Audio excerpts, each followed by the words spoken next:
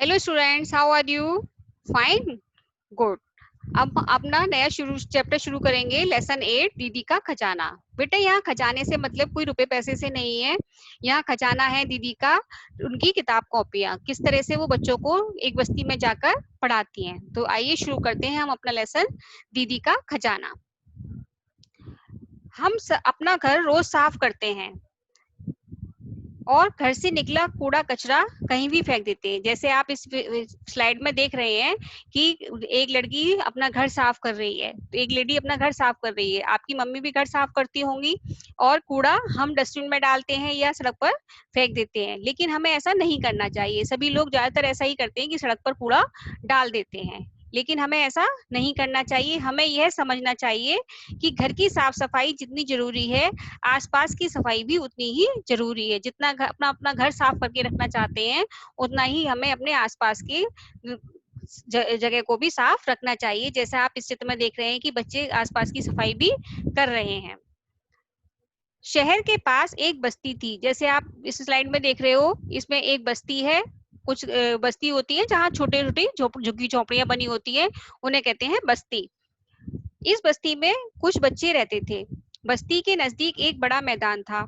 बच्चे पूरा टाइम उस समय उस मैदान में घूमते थे। मैदान में ना पेड़ थे और ना पौधे, बस टूटा फूटा सामान था। जैसा कि स्लाइड में आप देख रहे हो कि कितना कूड़ा कचरा पड़ा हुआ है। मैदान शहर की फेंकी हुई चीजें और कचरे से भरा हुआ था। कचरा यानी कूड़ा। बरसात के दिनों में जगह जगह पानी इकट्ठा हो जाता और मच्छर पैदा होने लगते थे। बस्ती के बच्चे इसी मैदान में खेला करते थे। कितनी गंदी जगह हो रही है और बच्चे यहाँ खेल रहे हैं। ये बच्चे स्कूल नहीं जाते थे। उस कचरे में से प्लास्टिक की बोतलें खोजते थे। वो प्लास्टिक की बोतलें ढूंढते थे उसमें से। कचरे के बारे में बच्चे बहुत कुछ जानते थे। उन्हें कचरे के बारे में बहुत कुछ पता था। एक दिन चारू उस मैदान के पास से गुजर रही थी। उसके कंधे पर एक थैला था। इस स्लाइड में आप देख रहे हो कि बच्चे जो हैं वो ढूंढ रहे हैं प्लास्टिक की बोतल। एक दिन जो चारू चारू कौन है? दीदी मैदान के पास से गुजर रही थी। उसके कंधे पर एक थैला था।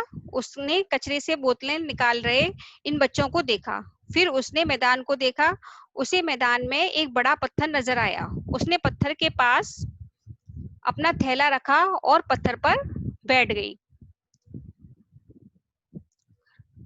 वह ये दीदी है, चित्र में आप देख रहे हो, और वो उनके आसपास सारे बच्चे बैठे हुए हैं। वह थैले से कुछ निकालकर देखने लगी। बच्चे दूर से उसे घूर रहे थे, फिर थोड़ा करीब आए। दीदी के पास खूब सारी किताबें थी, मोटी पतली कहानियों की किताबें। बच्चे धीरे धीरे बिल्कुल पास आ गए। चारू ने उन्हें कहानियां पढ़कर सुनाई। दीदी का नाम क्या था? चारू। अब चारू रोज आने लगी। बच्चे उसे दीदी कहकर बुलाते और उससे खूब कहानियां सुनते। चारू उन्हें पढ़ना लिखना भी सिखाती थी। कुछ दिनों में वे अक्षर फिर शब्द पढ़ने लगे। एक दिन दीदी नहीं आई, अगले दिन भी नहीं आई। बच्चे परेशान होकर दीदी का इंतजार करते रहे। वे स्वयं दीदी की दी हुई किताबें निकालकर पढ़ने लगे। दीदी क्यों नहीं आई? क्योंकि वो बीमार हो गई थी, जैसे आप इस स्लाइड में देख रहे हो। एक दिन किताब में उन्हें दीदी के घर का पता मिल गया। बच्चे तुरंत दीदी की खोज में निकल पड़े। साथ में किताबों का थैला उठाना नहीं भूले। लोगों से पूछते पूछते वे दीदी के घर तक पहुंच गए। घर के अंदर पहुंचे तो देखा कि दीदी बिस्तर पर लेटी है। वे बीमार और उदास दिख रही थी। उदास यानी दुखी। न चेहरे पर कोई मुस्कान, न आंखों में कोई चमक।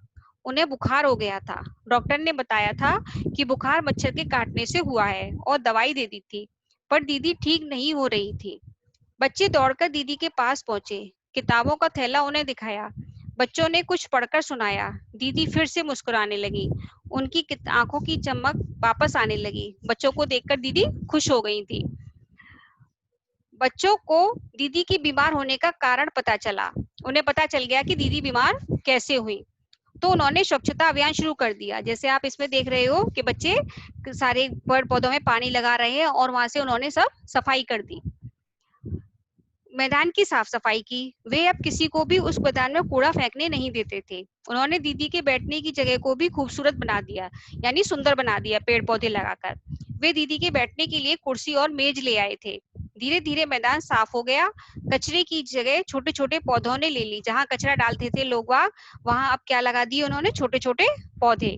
बच्चों ने माली काका से फूलों के बीज मंगवाए और मैदान में बो दिए यानी लगा दिए। अब उस मैदान में हरियाली नजर आने लगी। अब वो मैदान एक गंदी जगह की बजाय हरियाली भरा एक अच्छा मैदान हो गया।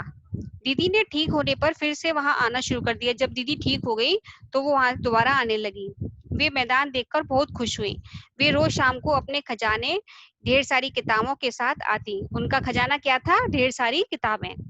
बच्चों को पढ़ाती और अच्छी अच्छी बातें बताती। तो बेटे हमें अपने आसपास सफाई रखनी चाहिए जिससे बीमारी ना फैले और स्वच्छता रहे। धन्यवाद।